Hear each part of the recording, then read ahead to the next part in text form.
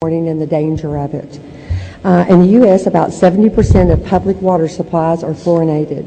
Yet the Centers for Disease Control and Prevention have recently acknowledged that the mechanisms of fluoride benefits are mainly topical, not systemic. There is no need whatsoever, therefore, to swallow fluoride to protect teeth.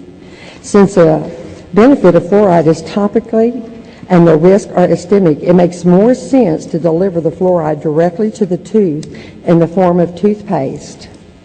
Since swallowing fluoride is unnecessary and potentially dangerous, there is no justification for forcing people to ingest fluoride through their water supplies. A multi-million-dollar U.S. National Institute of Health-funded study found no significant relationship between tooth decay and fluoride intake among children. This was in 2009. This is the first time tooth decay has been investigated as a function of individual exposure as opposed to mere residence in fluoridation communities. Yet, doubtless fluoride is added to our water supply, and we must ask ourselves why we are doing this. Many of those promoting fluoridation rely heavily on a list of endorsements, but endorsements do not represent scientific evidence. The continued use of these endorsements has more to do with political science than medical science. Where fluoridation has been discontinued in communities from Canada, the former East Germany, Cuba, and Finland, dental decay has not increased, but has generally continued to decrease.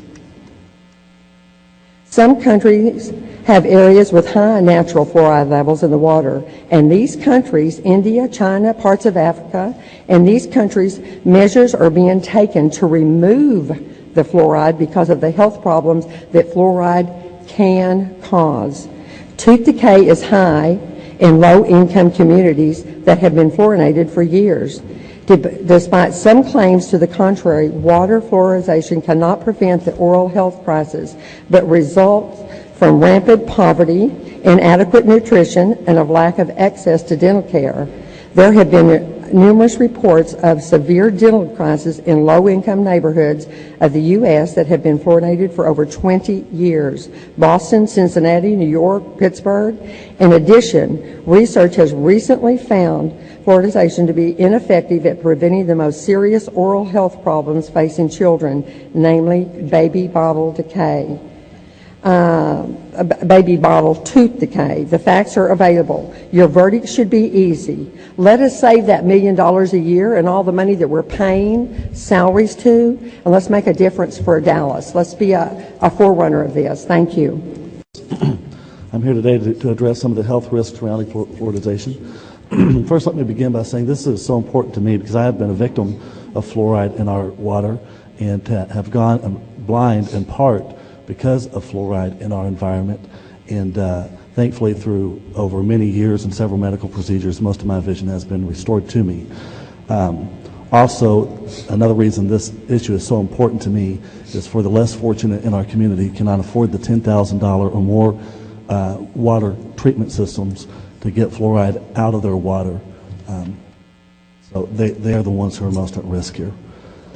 Dental fluorosis is a known result of ingesting fluoride, not debated by the pro-fluoride community. Promoters of fluoridization are content to dismiss fluorosis as just cosmetic, but fluorosis should be viewed as an indicator of wider systemic damage. For example, in areas of naturally high levels of fluoride, the first indicator of harm is dental fluorosis in children. In the same communities, many older people develop skeletal fluorosis. The kidneys only excrete 50 to 60% of the fluoride ingested each day. The remainder accumulates in calcifying tissues such as bones and the pineal gland. Effects on the brain. According to the National Research Council, it is apparent that fluorides have the ability to interfere with the functions of the brain. The EPA has listed fluoride among the 100 chemicals for which there is substantial evidence of developmental neurotoxicity.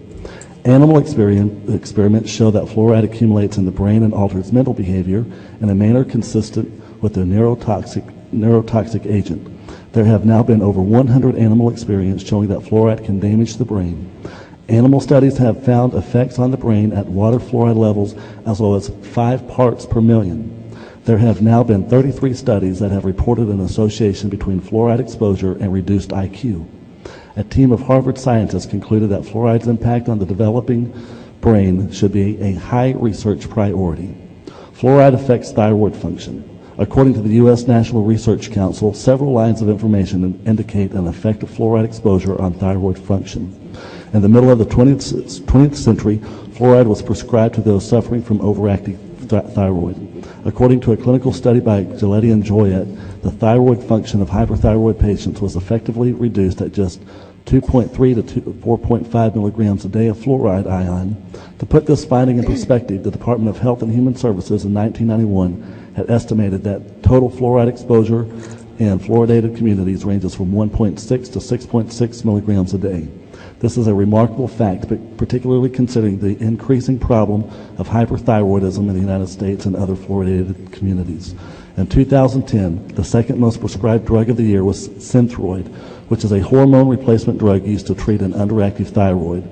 These are just a few of the many health concerns.